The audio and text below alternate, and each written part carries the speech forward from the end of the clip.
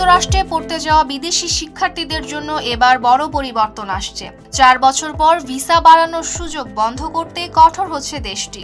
যুক্তরাষ্ট্রের homeland security এই বিষয়ে চূড়ান্ত নোটিশ জারি করেছে। নতুন নিয়মে বিদেশি শিক্ষার্থীদের ভিসার মেয়াদ হবে 4 বছর।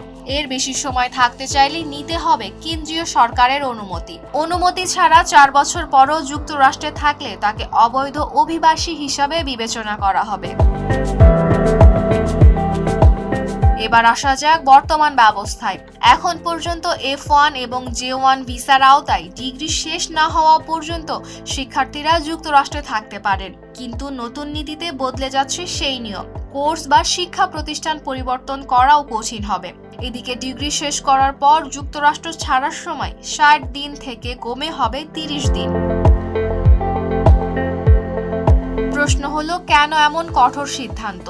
যুক্তরাষ্ট্রের স্বরাষ্ট্রমন্ত্রী মার্কোয়েন মুলিনের দাবি, ভিসার অপব্যবহার বন্ধ এবং জাতীয় নিরাপত্তার স্বার্থেই এই পদক্ষেপ। তবে শিক্ষার্থীদের অ্যাডভোকেসি সংস্থার মতে এতে তৈরি হবে অনিশ্চয়তা, আমলাতন্ত্র এবং ভয়।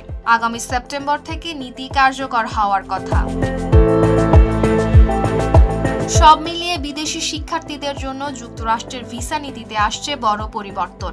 4 বছর পর ভিসা বাড়াতে এবার লাগবে সরকারের অনুমতি, আর এখানেই শুরু হচ্ছে শিক্ষার্থীদের জন্য নতুন বাস্তবতা। Desk report, Dhaka post.